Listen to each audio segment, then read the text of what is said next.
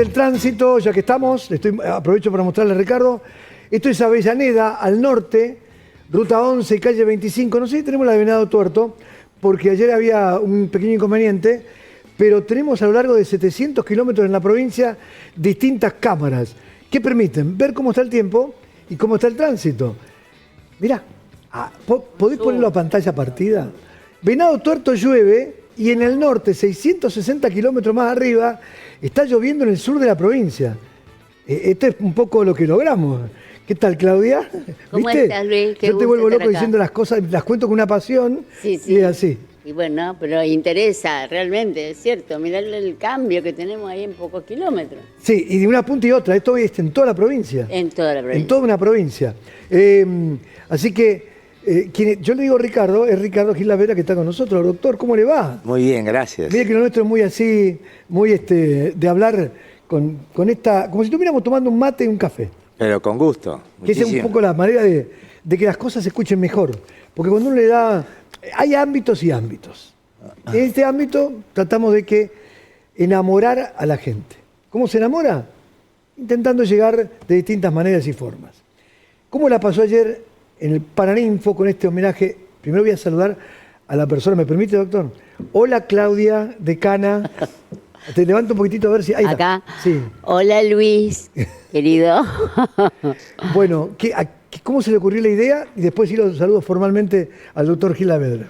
Bueno, 40 años de aquel histórico juicio, nos pareció que era un imperativo ético, desde lo disciplinar y desde la ciudadanía, hacer este reconocimiento. Así que lo hemos hecho y que quiero sí destacar que además es acompañado por todas las facultades de Derecho de universidades públicas del país. Por unanimidad acompañaron la realización de este homenaje. Vino un grupo de decanas y de decanos del resto del país también para, bueno, dar testimonio de que este reconocimiento era también el nombre de todas las facultades de Derecho del país y de los 5 colegios de la abogacía de nuestra provincia. Qué orgullo. Y de toda nuestra comunidad universitaria, todas las unidades académicas, nuestras autoridades, centros de estudiantes, profesoras y profesores de las carreras de Derecho y Trabajo Social con quienes trabajamos, que son de nuestra facultad, que trabajamos mucho. Cuando hablamos de la UNL, también digamos, porque es motivo de orgullo, doctor, somos una ciudad universitaria. No tenemos nada que envidiarle a otros, tenemos muchas universidades y cada vez más facultades. En el caso de ustedes, el otro día me encontraba con una doctora con la cual charlaba y me dice, yo soy de la primera promoción de la UNN como doctora que me recibí acá en Santa Fe. El doctorado. El doctorado, claro, es muy importante. Tenemos... Bueno, ahora sí, bienvenido a casa. ¿Sabe qué? Una cosa que nunca dije. Bienvenido al aire de Santa Fe, como se llama este medio. Bueno, muchísimas gracias. ¿Respiró buen aire? Excelente, excelente desde que aterricé en Santa Fe. Bueno, le dije que íbamos a empezar a hacer el reportaje de una forma distinta. Porque tradicionalmente, pues usted cada vez que se sienta, a lo mejor lo hicieron otros, usted me dice, si lo hicieron otros, ya está. Listo, me siento muy triste. Pero digo, ¿cómo empiezo este reportaje? ¿Cómo lo hago diferente, distinto?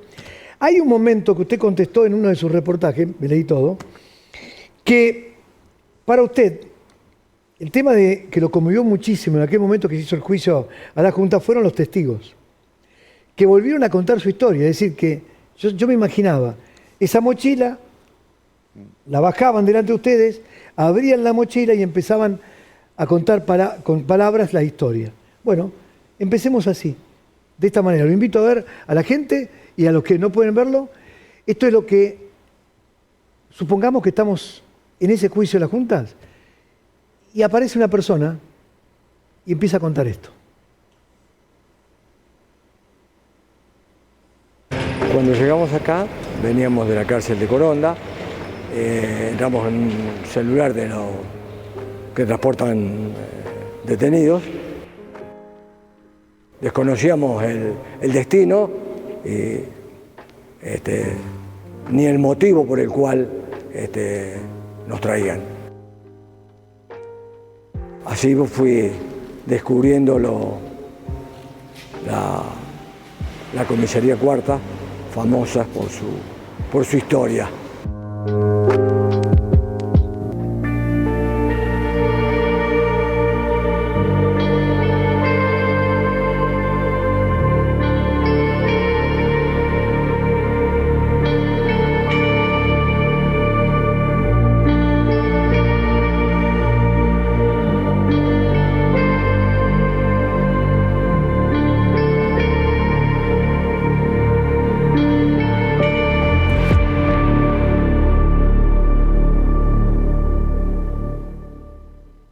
Diciembre de 1975 fuimos detenidos junto con mi esposa en la casa donde vivíamos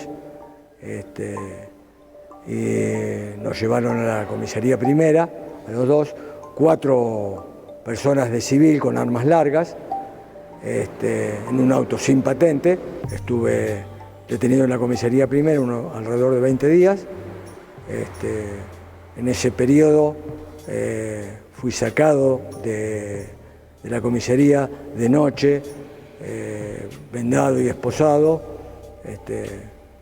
en algún vehículo y trasladado a un lugar incierto, donde fui torturado repetidamente con picana eléctrica, golpes y el submarino, que es dejarte sin capacidad de respirar.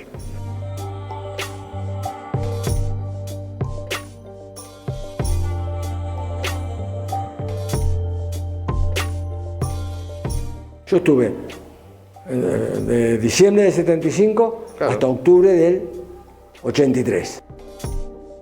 Imagínense, los primeros días que estaba desnudo, no había comida, no había nada, hasta que después nos empezaron a dar alguna cosa para comer. Yo estuve en este calabozo, después de aquel calabozo, cuando me sacaron, me golpearon y me fisuraron la costilla, me trajeron desnudo a este calabozo y me tiraron allí hasta que me recuperara. Puerta ciega, no había luz, no había nada. En ese un pequeño respiradero, que no estoy seguro si era o lo pusieron después. Pero no había absolutamente nada, dormía en el suelo, tirado en el suelo. No había, ya te digo, estaba, los primeros días estuve desnudo, olía muy feo, había olor a orina, era un lugar como un despojo, un lugar donde tiraban las cosas que no sirven.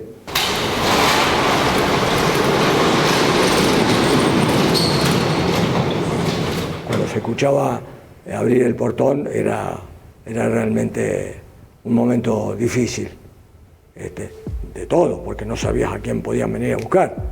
Podía ser a vos, al vecino, bueno, en fin. Esa era la situación. A mí cuando me torturaron con hasta ahí parte de esta historia que me pareció interesante para empezar la nota. ¿Cuánta entereza? Porque hay que tener entereza para contar un padecimiento tan brutal. ¿Lo retrotrae aquellos testimonios de aquellos testigos en 1985, doctor? Sí, porque todos son similares, ¿no? Todos los testigos de cautiverio relatan padecimientos que son análogos a los de este hombre, ¿no? El secuestro, la tortura. Una cosa curiosa, uno se va haciendo especialista en las modalidades de la tortura.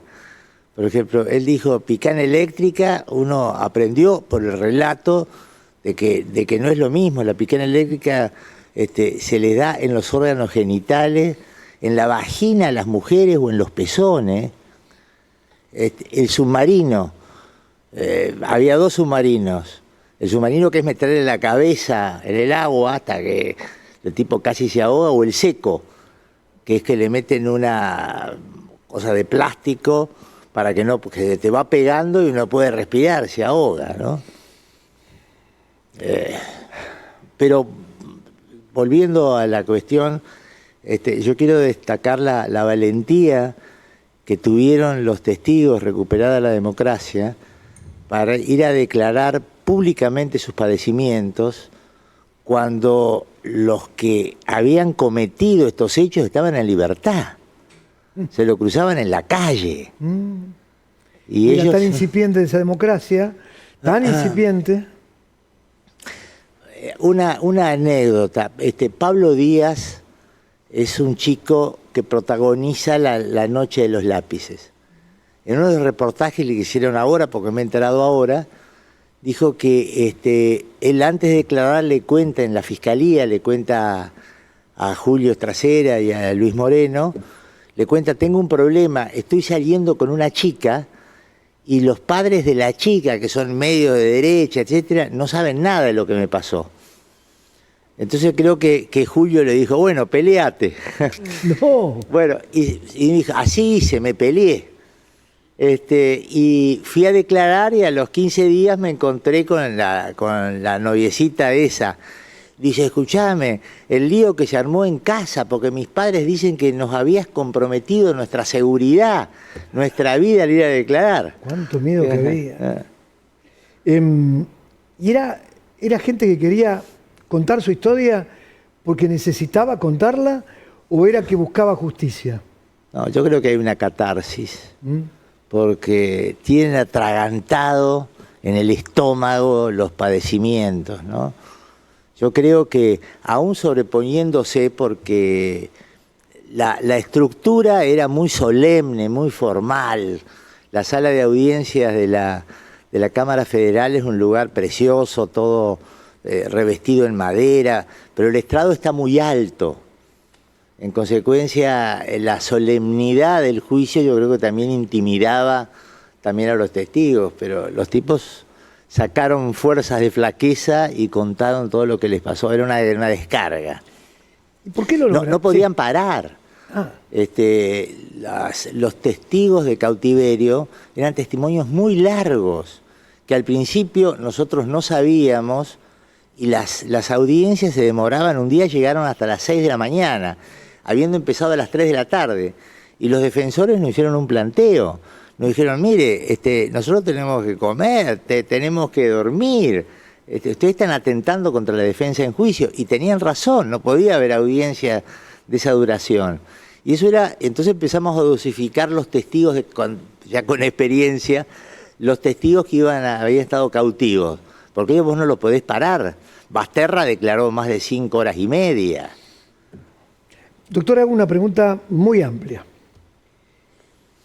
El doctor Ricardo Gil Lavedra, 10 años después, en el 95. Otros 10 años después, en el 2005. Otros 10 años más tarde, en el 2015. Basta. No estoy dando no, estoy llegando a este punto. Y hoy, en cada década, ¿cómo se fue encontrando con respecto a este juicio? ¿Qué lo movilizaba en el 95? ¿Qué cosas le aparecieron 20 años después? ¿Qué piensa hoy a la distancia? Una pregunta muy amplia, pero me gustaría saberlo. A ver, muchas veces la pregunta, bueno, ¿qué siente usted después? ¿Usted tenía conciencia? Por supuesto que no. Cuando uno está protagonizando un hecho, y sobre todo un juicio de estas características, que la obsesión era poder hacerlo, terminar, ni piensa, actúa. Después, con el transcurso del tiempo, bueno, sí, uno va cobrando la dimensión de lo ocurrido, y obviamente eso lo da el tiempo, ¿no? La importancia.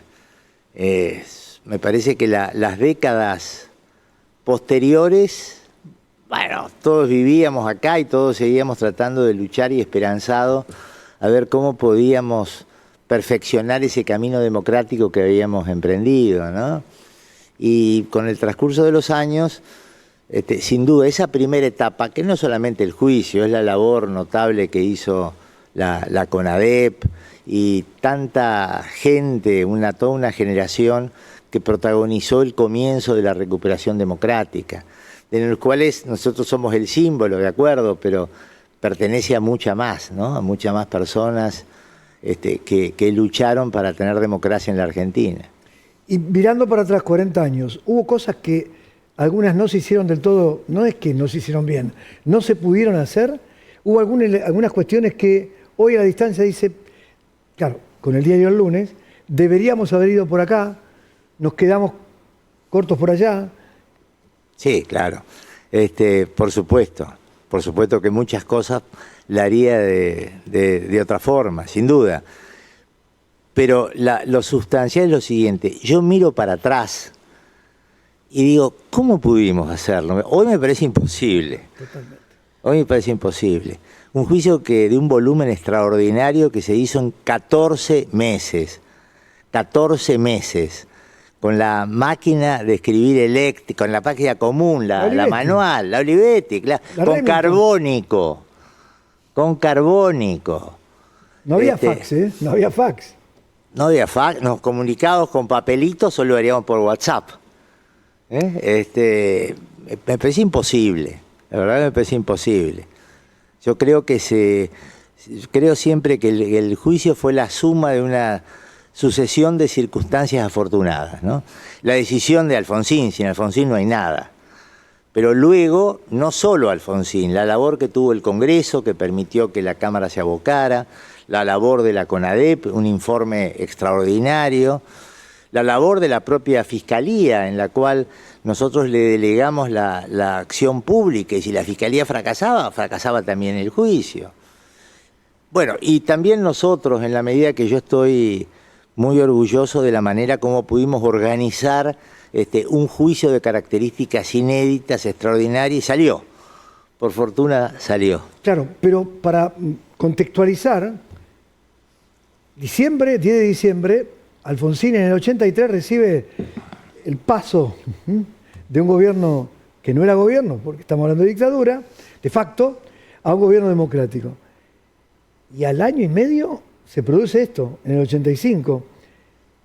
¿No hubo una cierta duda de que alguna cuestión pasara en el camino de este juicio? Porque estaba muy cercana la dictadura militar y había militares sentados allí. ¿No hubo miedo? ¿No hubo alguna duda de que se podría generar algún atentado o algo? Sí, claro, por supuesto, por supuesto. Otra anécdota para ver el clima de época. En un homenaje que se hizo en la Facultad de Derecho de Buenos Aires, que lo hicieron todas las cátedras de Derecho Constitucional, pasaron el discurso que dio Alfonsín el 21 de abril a la noche por cadena nacional. Es decir, el presidente de la Nación del 85, ajá, un día antes que comenzara la audiencia del juicio de la Junta, Alfonsín le habló al país. ¿Qué dijo Alfonsín? Yo no veía esto, hasta casi lo había olvidado. Alfonsín le habla al país y le dicen, mire, estén tranquilos, estamos bien. Hay muchas voces interesadas que están de vuelta a los cuarteles, pero tenemos todo controlado. El juicio va a ser Alfonsín pronostica ahí, el juicio va a empezar y va a terminar con nuestros años de decadencia. Pero se da cuenta que el presidente tiene que hablarle al país tranquilizándolo un día antes que empiece la audiencia, ¿no? Eso marcaba el riesgo que había. Pero claro, sí, por supuesto. ¿Alejandra? Sí, doctor, siguiendo la línea que contaba y preguntaba Luis, ¿cómo se vivía en la familia también, no? Porque me imagino que ese era otro rol, ¿no? La contención familiar, el cuidarlos, el protegerlos. ¿Cómo se vivía eso? Bueno, sin duda, sin duda. Yo creo que repercutió distinto en cada uno de nosotros, pero sin el acompañamiento de la familia era imposible. Bueno, algunos tuvieron impacto. El Negro Ledesma se separó ese año. Claro. Y en mi caso, yo ese año, bueno, yo prácticamente desaparecí, porque llegaba a casa con suerte a las 12 de la noche, trataba de llevar a mis hijas más chicas al colegio a la mañana, y de ahí yo seguía de vuelta para la Cámara, pero los veía los fines de semana, y como a veces hicimos audiencias los sábados nada más que el domingo. Claro. Porque en realidad la audiencia no se interrumpió nunca. Era todos los días de la semana y a veces los sábados, ¿no? Y doctor, usted habló hay un libro que lleva el nombre de la Hermandad de los Astronautas. ¿Qué es la Hermandad de los Astronautas? La Hermandad de los Astronautas es una metáfora de uno de mis compañeros, de Jorge Torlasco, que siempre decía que era como si nosotros estuviéramos en una nave espacial, los 6 metidos en la nave, y afuera pasaban muchas cosas, pero nosotros estábamos enfocados solo en una tarea que era no alunizar, sino dictar sentencia, ¿no?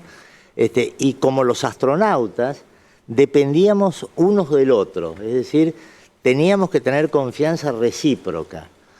Y como los astronautas, por eso yo utilicé esa metáfora, uno va creando un vínculo especial, un vínculo especial con los otros, ¿no? Una especie de hermandad. Hemos quedado ligados con un vínculo muy fuerte.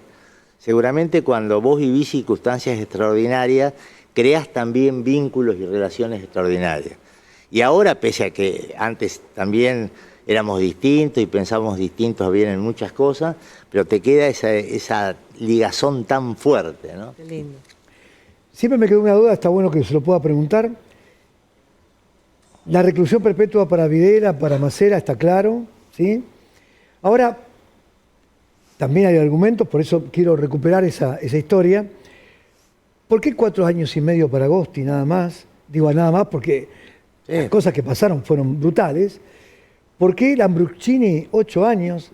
¿Por qué esa diferencia entre perpetua y 4 años y medio? Bueno. ¿Qué pregunta? Sí, qué pregunta. Esto es técnico. Al decir que te digo que esto es técnico, porque las condenas en realidad fueron por un grupito de hechos. Para poder hacer el juicio, el fiscal seleccionó grupos de casos representativos. Es decir, que el famoso juicio de las juntas militares arrancó con una imputación de 700 casos y terminó con alrededor de 200 que quedaron probados. En consecuencia, a cada uno le queda probado un pequeño grupo de casos. Fíjense, Videla creo que fue condenado por 55 homicidios. Ajá. En la época de Videla se cometieron muchísimos más. Claro. Lo que pasa es que solamente se llegaron a probar ese pequeño grupito. En el caso de Agosti llegó finalmente con primero que la Fiscalía llevó pocos casos de la Fuerza Aérea, y de los pocos quedó con un puñadito, quedó como un 4 o 5. Esto no quiere decir que no se hayan cometido más, sino que los casos que quedaron finalmente para poder juzgarlos eran pocos. Desde ya, por supuesto, yo creo también de que la pena pudo ser mayor, y esto lo discutimos muchísimo, pero no importa, lo importante es haber podido hacer el juicio. Y repito, Viola creo que fue, no me acuerdo la cantidad de años. 4 y medio. No, Viola. En Viola no tiene homicidios. No, Viola 17. Bueno, 17, porque Viola quedó sin homicidios. Hasta último momento discutimos un caso que estaba ahí en la cornisa, si le correspondía, si no le correspondía. Y finalmente, bueno, por mayoría decidimos que no le correspondía. Y eso no quiere decir que no haya habido homicidios durante la comandancia de Viola, sino que no llegaron a ser probados. Hubiera sido imposible. Es incompatible el corto lapso que duró el juicio con tratar de abarcar todos los hechos, ¿no? Como este bloque seguramente va a pasar el tiempo y va a quedar para que muchos chicos lo vean, para que mucha gente lo vea, por eso le voy a hacer alguna pregunta que se han hecho infinidad de veces, pero necesito que esto quede. Punto final, obediencia de vida. ¿Qué le queda? Bueno, punto final, a ver, requiere una explicación un poco más larga. La propuesta de Alfonsín en el 83 fue revolucionaria, porque nadie quería juicio. No lo querían los organismos de derechos humanos, querían una comisión bicameral, no lo querían los militares que querían premios. ¿Derechos humanos no lo querían? No esperaban el juicio, lo ha declarado la propia Fernández Mejide, no reclamaban juicio, reclamaban una comisión bicameral para que esclareciera la verdad. Los medios, la Iglesia quería reconciliación. Es decir, lo que hoy denominamos el círculo rojo, no quería el juicio. Quería, ¿para qué arriesgar la democracia? No miremos para atrás, no busquemos cosas que nos dividan, etcétera. Pero digo, la propuesta de Alfonsín de enjuiciar, y aparte, cuando esto no había ocurrido nunca en el mundo, fue revolucionaria.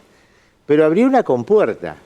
Es decir, esa medida de Alfonsín abrió la puerta y se empezó a saber lo que había ocurrido, empezó una demanda de derechos humanos, que se le escapó de las manos. Él quería enjuiciar nada más que a unos pocos y después, bueno, se abrieron las compuertas y eran decenas de juicios. Un efecto dominó fue. Bueno, claro, y el malestar militar crecía cada rato. Por eso él trató después de acotarlo. Lo trató con el punto final, diciendo, bueno, si no procesa en un determinado lapso, se extingue la acción penal. Y le salió el tiro por la culata porque entonces los jueces llamaron hasta el cadete. Y eso acrecentó el malestar y vino Semana Santa. Y ahí Alfonsín trata de volver a su primitiva postura de que los oficiales inferiores quedaran excluidos. A ver, a mí no me gustó la obediencia debida. En ese momento yo fui crítico de la ley de obediencia debida. Yo creo que no tiene justificación ni jurídica ni moral. Pero era la posible. Yo con el transcurso del tiempo entendí que era la reacción posible. Era impensable para ese gobierno civil la posibilidad de enjuiciar a todo el mundo. Y fíjese que aún después él tuvo otros 2 alzamientos militares, un segundo levantamiento de Rico y el de Zaineldin. ¿Y la tablada? Claro, y mantuvo un grupo de oficiales cuando Alfonsín entrega el poder, que eran cerca de 40 juicios abiertos. El que barra después con todo, con otra política, es Menem. Pero, a ver, no me gustó, pero la entiendo perfectamente, era lo posible, ¿no? Y de esos alzamientos militares, ¿cuál es el que realmente en su casa respiró profundo y dijo, ay, ay, ay, la democracia está contra las cuerdas? El de Rico. El de Rico. El de Rico. Mire, hay que tomar conciencia de lo siguiente con el lanzamiento de Rico. Los cara pintada. Los cara pintadas. El gobierno no podía reprimir. Es decir, el gobierno no podía sofocar ese levantamiento con las armas. Digo, no podía porque el resto de las unidades militares, la famosa marcha de Alais de Rosario, que no llegaba nunca. Nunca. Porque no iba a reprimir, no querían reprimir. ¿Y cómo sofocaba? La Fuerza Aérea, dicen las crónicas, que decía que sí, que estaba dispuesta a bombardear. Y lo contrario hubiera sido, yo creo que estuvimos muy cerca de un baño de sangre descomunal. Descomunal. Si lo que muchos le decían a Alfonsín, bueno, vayamos caminando a Campo de Mayo, bueno, y esto hubiera sido una masacre terrible, porque los tipos iban a tirar. ¿Cómo nos hubiéramos recuperado un hecho así? Por eso cuando Alfonsín vuelve, que le han criticado tanto, diciendo, bueno, la casa está en orden, no hay sangre en la Argentina. Bueno, yo creo que esto fue lo que lo evitó. Y se recondujo. Bueno, es un gobierno civil todavía con mucha debilidad, pero yo creo que todos estos pasos fueron posibilitando afianzar la democracia, ¿no? Significa que, para que tomemos noción, la cultura de la democracia, con el juicio de las juntas, convalidó la continuidad de la democracia. Bueno, claro, convalidó el imperio de la ley. El imperio de la ley. Convalidó el imperio de la ley, que no hubiera impunidad. Ajá. Convalidó la vigencia de los derechos humanos, de que no hay razón que justifique ni que legitime violar masivamente derechos humanos como ocurrió. Y esto no es poco, ¿no? Esto no es poco. Y fue permitiendo, bueno, que la Argentina al menos pudiera ir consolidando la democracia política. ¿Ale? Sí, quería saber si dentro de la cantidad de testimonios que fueron escuchando, ¿hubo alguno, doctor, o momentos en los que realmente dijo, esto pasó, no puedo creer el testimonio que estoy escuchando, de decir, alguno que lo haya conmovido más, porque todos evidentemente son terribles, pero ¿hubo alguno en particular que lo haya movilizado especialmente? Sí, me cuesta porque generalmente uno recuerda que son públicos en la película, en 1985, y en documentales. Hay un documental muy bueno del juicio de Ulises de la Orden, que ahí están muchos más testimonios. yo creo que me han conmovido decenas de testimonios. Si tuviera que pensar en 2 o 3, yo le confieso que yo he llorado en muchos testimonios. Y mis compañeros también. Es muy difícil. Un testigo comunica sentimientos y los jueces no son inmunes a eso, ¿no? Sin duda, el de Diana Calvo, el de Elena Alfaro en el Vesubio, el de Gladys Cuervo, una enfermera del Posada. Bueno, Jorge siempre recuerda el de Floridal Avellaneda, ese chico de 14, 15 años que lo torturaban a él al lado de la madre y que terminó muerto, apareció en las costas del Río de la Plata, muerto por empalamiento. ¿Cómo es posible? Pues digo, bueno, muchísimos testimonios, porque no fue una víctima, fueron decenas, ¿no? Doctor, es una pregunta difícil. Upa. El juicio a un plan criminal, porque entendemos que esto fue un plan criminal el que proyectó los militares en aquel momento. Pero también hubo situaciones que se dieron del otro lado. Tenemos que ser sinceros. Nadie dice que no ocurrió lo que ustedes juzgaron. Claramente está más que confirmado. Pero, ¿y del otro lado? Aquellos que recibieron también, aquellas organizaciones armadas que vivieron, no digo la misma situación, pero para ponerlo en el plato, tenemos el debe, el haber, el debe, tenemos una balanza. ¿Qué me dice de eso? No es una pregunta difícil. A ver. No es una pregunta difícil porque nadie puede ignorar lo que ocurrió antes del golpe militar y esto está reflejado claramente en la sentencia. En la Argentina vivimos durante toda la década del 70 una violencia atroz y hubo organizaciones armadas, bueno, que cometieron delitos gravísimos, secuestraron gente, extorsionaban, tomaban cuarteles, comisaría y asesinaron también a muchos, no solamente personal de Fuerzas Armadas y de Seguridad, sino también a civiles. Esto fue así, estos son los hechos.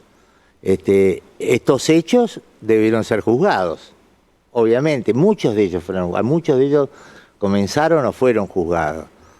Pero después en el resto lo que hicieron las Fuerzas Armadas es decir, en lugar de juzgarlos, bueno, de acuerdo a lo que me parece, vamos a secuestrar a todos los que estén vinculados, los torturamos, violamos a las mujeres, les robamos las cosas y los matamos en silencio. Esa fue la respuesta del régimen militar.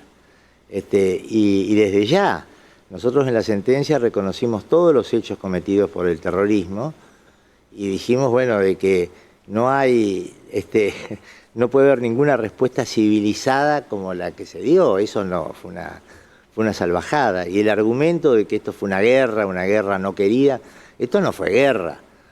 Esto no fue guerra, porque todas las leyes de la guerra lo que tratan de proteger es al prisionero indefenso. Es decir, cuando en una guerra caen prisioneros, ¿qué dicen todas las convenciones? Bueno, hay que proteger al prisionero que está indefenso. Las películas, cuando dice del nombre y su número y nada más, pero todas las leyes obviamente dicen que no está permitido, bueno, torturar a los prisioneros de ninguna manera. Menos aún, por supuesto, robarle los hijos, robarle las casas y asesinarlos en secreto, ¿no? Claudia, estás escuchando atentamente. Sí, claro, por supuesto. ¿Qué aprendiste o qué encontraste en esta visita del doctor Ricardo Gil Saavedra y sus compañeros? Bueno, puro aprendizaje y construcción de ciudadanía. La verdad que nosotros estamos muy agradecidos, pero muy agradecidos que hayan venido para dar este testimonio, que lo podamos recibir, reunir y agradecer en persona y frente a toda nuestra comunidad universitaria y el público que se ha querido acercar, porque se construye ciudadanía, sí. Es decir, entendemos que en democracia los crímenes, los delitos, no pueden quedar impunes y siempre deben ser juzgados con la ley, con las normas del Estado de Derecho y del debido proceso, pero deben ser juzgados. La impunidad no es una alternativa, así que es puro agradecimiento hacia ellos. ¿La pasó bien? Excelente. Muy bien, muchísimas gracias. Tratamos de hacer un reportaje con preguntas que pudieran no solamente ser útiles para nosotros, sino para el que nos está escuchando o viendo. Un último mensaje para la sociedad, en el sentido de los partidos políticos en aquel momento, doctor. ¿Qué papel jugaron? Bueno, en aquel momento había un sistema de partidos políticos, ¿no? Ah, no, claro. Ya se lo...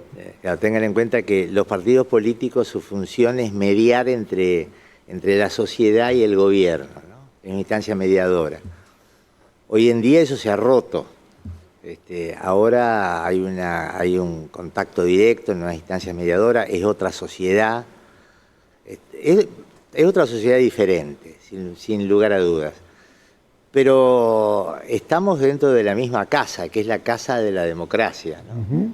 Es decir, aún con la explosión de las redes sociales, de los streaming, de todas estas cuestiones del TikTok, bueno, pero todos vivimos en la casa de la democracia, porque la democracia es el único sistema que puede combinar razonablemente a la libertad y a la igualdad, ¿no? Y la democracia también supone la vigencia de los derechos. Por eso nosotros tenemos que estar siempre atentos para seguir defendiendo nuestros derechos, el derecho a la educación pública, el derecho a la salud, el derecho a tener una vida digna. Y eso es el reclamo ante nuestros representantes, ¿no? ¿Cómo se lleva con las ideas de este nuevo gobierno? ¿Cuál? El gobierno de Milei. No, pero ¿qué idea? No, porque por ahí plantea que hubo mentiras en todo ese proceso previo hasta llegar acá. Digo, plantea que lo que se dio con esta situación de los desaparecidos, que no son tantos, que allá, que acá. Bueno, no se niegan los hechos.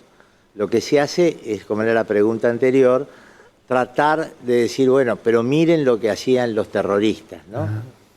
Y respecto de la cuestión del número, cuando se discute el número, nadie sabe cuántos fueron, porque en realidad no eran colectivos público. Una de las características es que fueran clandestinos, ¿no?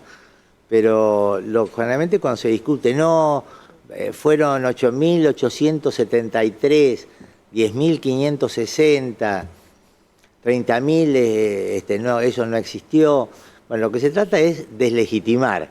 Es un argumento para tratar de deslegitimar hechos, porque no tiene importancia el número.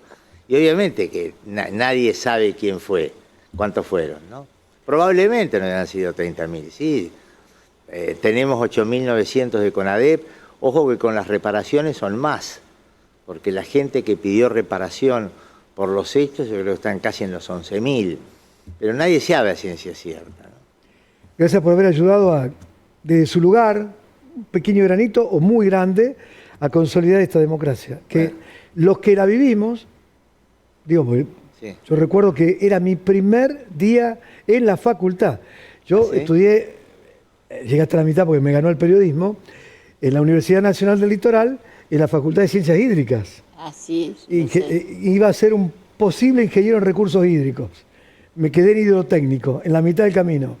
Me ganó esto. Bueno, por algo fue que me ganó. ¿Y qué recordás de esos momentos? Que salí caminando. Yo soy de una localidad que está al sur que se llama Coronda, sí, muy conocida por la frutilla. Sí. Iba caminando, me acuerdo del momento ese, del 24 de marzo. Y empecé a ver que pasaban al lado mío policía, militares, y me miraban. Yo empecé a sentir como un frío. ¿Te imaginas lo que habrá sido para otras personas? Llegué a la parada de colectivo, no pasaba nadie, se frena y me dice, nene, volvete a tu casa. Nunca lo olvido, ¿eh? Nene, volvete a tu casa. Esas 5 palabras. Pero la forma que me lo dijeron era un camión militar. A todo esto no se sabía bien cómo era esto. Aparte, Coronda, una población pequeña, no era Buenos Aires. Y esas 5 cuadras volviendo para casa, yo temblé todo el trayecto porque veía movimientos raros. Los Falcon verdes los vi, Sí, claro. los vi. Todos. Y quizás una historia muy, muy pequeña comparado con lo duro que se vio después. Pero sentí el frío del miedo. Todos los argentinos. ¿Sí? Todos lo sintieron. Gran abrazo, Ricardo. Muchas gracias, Luis. ¿eh? Déjeme agradecerle. Muchas gracias. En nombre de Aire de Santa Fe ha sido muy, muy amable, una distinción. Y qué decirte, Claudia. Gracias por haberlo traído. No, gracias por el espacio que nos dan siempre. La doctora Claudia Levín, la Universidad Nacional del Litoral, en Aire de Santa Fe. Respiramos periodismo. Periodismo que también sirve para mantener la memoria viva.